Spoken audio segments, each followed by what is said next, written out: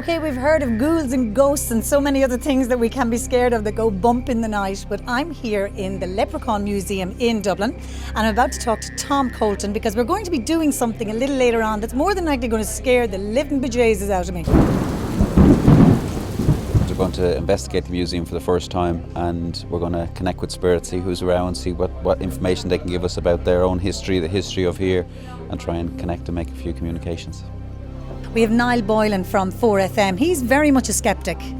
Extremely skeptic, yeah. I've been on the show many times with Niall and Niall always plays the skeptic. I think deep down he does believe there's something there but just needs the proof of it, I suppose.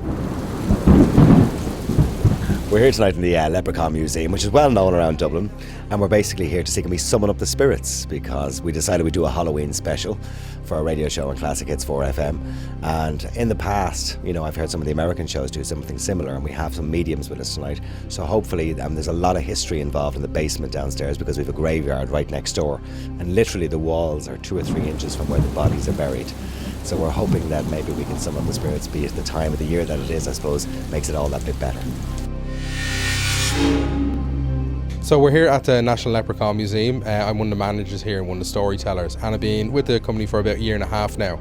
We're obviously doing a paranormal investigation here tonight, which I'm really looking forward to because the site we're standing right now at the moment was the old morgue for the local area. Back behind us here at the back wall we have the Wolftown Park, which used to be St Mary's graveyard, and where we're going into now is the old outbuildings where they used to keep the bodies. So when you go into our basement, 3 foot on the other side of the wall, it's going to be the start of the bodies, and there's some horrible stories about it inside. So we're going to see what people pick up on, and obviously I know the history of the building, so we'll see what hits and what misses we get. What are you expecting to happen? I'm expecting people to get freaked out. Colette, you're here tonight for this ghouls and ghosts thing. What are you expecting here? I have no idea what to expect, but I'm really, really excited. So hopefully I might hear something or see something. I have no idea what to expect, but I can't wait. Roisin, your partner is here tonight with 4FM. Is that how you got roped into this? Oh yeah, just coming along to see what happens. So I don't know what to expect really. I don't know whether I'm going to see anything. It's just I just curious about things like this. I do believe that there is an afterlife, even though Niall would completely disagree with me. But I do definitely believe. I'm just looking forward to seeing what's going to happen. Okay, you've heard a few interviews inside there, and I'm not scared yet, but if you take a look past me, this is where we're going to be heading to go down into the graveyard.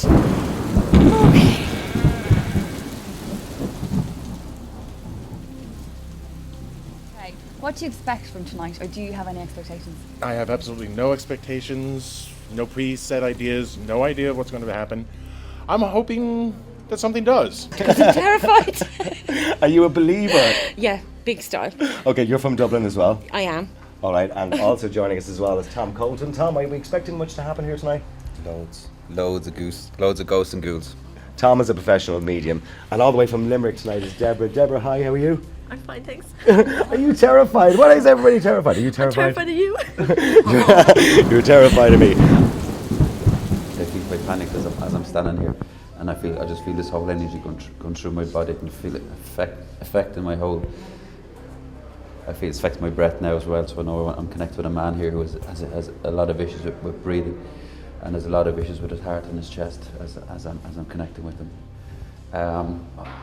I'm connecting with someone who passed with a pneumonia. I feel a lot of tension around my head area as well as I'm connecting with.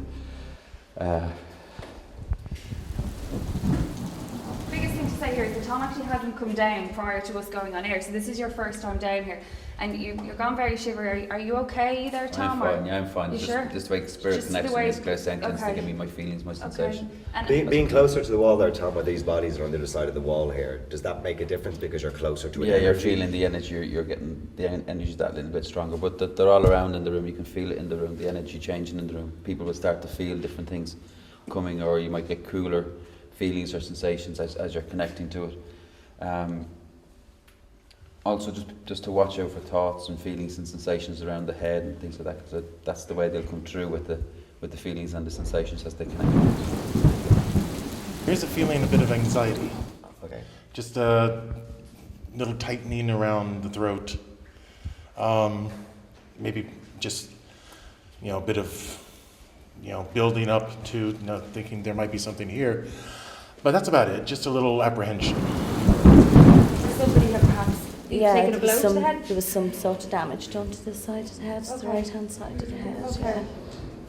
Okay. Are you okay? I'm getting a huge sensation of being hit numerous times to the head. I feel I want to sit in this corner. I feel I want to crunch up in the corner of the room as I connect with this. Yeah, and I can feel that with my hands I want to try and protect myself, and with my hands as I'm connecting with this energy, I feel I need to connect with Frank. Frank is very, very strong on me here as I'm connecting with them. I do feel a lot of soreness on this side of my head. I feel I need to crunch up in the corners and connecting with them. I also feel a huge sense of, my leg is starting on the right hand side now, so now my leg has been damaged in a similar way. I feel I'm being beaten to death here in this corner here. I'm being beaten to death in this corner here. Yeah, I do. I heard actually something there. You did hear something over there. And I thought it was just me, but Roseanne said the same. No, it was you like definitely hear something. Yeah. like that type of a whisper. How old is this building, by the way? We never mentioned actually how old the building actually is. Well, the building has been redone and the outbuildings that were here before, the basement would be fairly original, but if you consider that the hospital next door, Jervis Street Shopping Centre, of course, was a hospital, is from 1718 and redeveloped then in the 1840s. So I'd say 1820s, 1780 to 1820. And of course, thousands of people have died in that hospital as well. So they always said the actual hospital grounds when they were building it was actually haunted.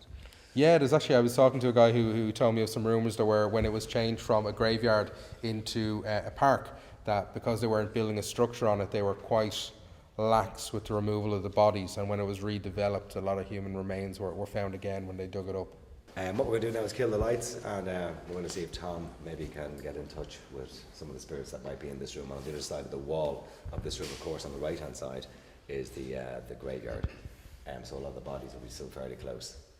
What we're going to do what's called a calling out. We're going to call on spirit to make itself known to us, be it through sound or be it through touching one of us, or by connecting with one of the mediums or connecting with somebody here. So we're going to ask spirit, if spirit wishes to communicate with us and connect with us, please make yourself present to us by voice, by touch, by sound, whichever way you feel most comfortable with. Okay. So just ask. If I make a noise, will you tell me if this is the noise that you heard? Yeah. Like that? Yeah. Okay, yeah, no, that's something I've heard down here quite a bit. Right. Okay. The fire here.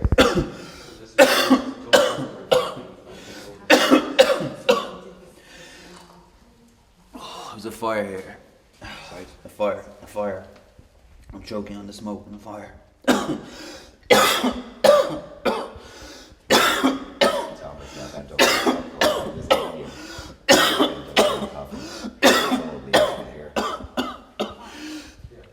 Take it away. Yeah, no. The fire here. There's a gentleman here who's passed through inhalation of smoke, inhalation here, passing in a fire. I'm not being caught by flames, it's actually the smoke that is causing my passing, because I feel it in my lungs, I can feel it on my chest. It's very, very hard to catch a breath with this gentleman. Tom is now placing his hand on the wall, which behind there is the bodies, because we are 8 foot under the ground. The graveyard is on the opposite side of this wall. Do you feel something now? Yeah, I feel the gentleman who's passed with this condition is actually on the other side of this wall, so it should be able to be verified that a gentleman who passed in a fire has actually been buried in the graveyard here behind us, so that we should be able to verify that and get the records somewhere on that. Mark me even. You had quite a few experiences down there. Tell me a little bit about them. Well, first of all, I heard like a bar sound dropping to the floor, but it mustn't have been that big, because not the way you get this noise from a metal bar. I felt that. I heard that first. Then I was inside the room and I'd moved away, just a little bit away from me, and on my right hand side I felt a coldness, and then a few minutes later I felt someone grab my hand, but not a grab like a strong handshake. It was more like a softer handshake, like a child's hand. Yeah, more. And then when I looked at my hand was pure red. now it was a funny feeling in my hand. It was like, not pins and needles, but it was just dead. It was dead, kind of. And then after that, sorry, I had 2 or 3 experiences down there. I felt a bang into my head, the back of my head. That's when you got really That's when I bad. got really bad, because I thought, you know, the others were only small. Like, this one was big. Now I felt a really strong hand belt to the head, like as if a hand was belting me at the back of the head. And it happened about 4 or 5 slaps to the back of the head. And after that, then I felt a really bad headache. And I looked and I looked at Mark that was beside me, and we seen a shadow move away once the guy. Tom Colton, Tom, I saw Tom him doing Colton. something with you and trying to talk to the spirit to move away from you. Yeah, and once he did that, we actually seen a shadow move to the back of the door. And it was only that he seen it. He looked at me and I looked at him, and I said it to him, and he said, yeah, he seen it. Oh, it was so scary. It was really scary. Niall, I've just finished speaking to Deborah there, and she seemed pretty shaken from what happened downstairs. She was. I was very worried about her at one stage because she had to sit down. We had to get her a chair, and she said she kept feeling this knocking on the back of her head, or somebody tried to tap her on the back of the head. So I was very, very concerned about her, because obviously I don't want any fatalities, of course. There definitely was something down there. I mean, a lot of the people felt. I personally didn't feel anything myself. I did hear 1 or 2 sounds that I probably shouldn't have heard. I don't know what they were. And at one stage I did see a shadow moving up the stairs, and everybody was together, so it wasn't any of us. Donna and Lizanne, how did you feel downstairs? Let's start with you, Donna. How did you feel? What did you feel downstairs? Well, the first room we went into was freezing. It was really, really cold. I couldn't feel a presence, but the noise of the door banging all the time. And you felt something on your cardigan, like something tipping it. Off the end, you know the way that a child, if it was standing beside you, would tip the end of your cardigan. But I thought it was Donna's coat. But when I looked down, she was too far away from me, for it to be her coat. So I knew it wasn't that. So definitely, and cold, very, very cold. Very cold. I have Mr. Dan Young here with me, and Dan, you rang into 4FM during the week about a story that happened to you. You scared the whole team, actually, in 4FM. I didn't intend to. It was something that I had told parts of it to other people over the years. It involved my father, and when he passed away, it was very sudden and on the kitchen floor, as a matter of fact. And we took him to the A&E, and I went to get coffee from the upstairs cafeteria. I knew the hospital well. My mother worked there. And no coffee. The machines were empty, nothing. And I sat down and had a little talk with the big guy, and I said, if he's going to be worse, because he was already in bad health, but if he's going to be worse after this, just take him, please. And then I smelled coffee. Now, I had my head to the entrance, and I heard I heard a chair move behind me. And my father, like I, rather big guys, and I heard the chair take the weight. And I said goodbye. I knew he was gone. I knew. My grief came very suddenly, all at once, in a very, very nasty, dark corner of my life. And I wasn't able for it. I wasn't able to accept it. And I had to get out of there, and I was thinking the trees are going to look awfully good once I get on the road. And I went to grab my sunglasses, and I popped them on very quickly. And you know how when you expect something and it's different when you actually do it, it's like you're expecting vanilla and you get chocolate. It wasn't my sunglasses. So I snatched them away, and there they were, my father's glasses in my hand, right down to the place where it had been repaired 3 times on one of the stems. I put those on him before he was buried.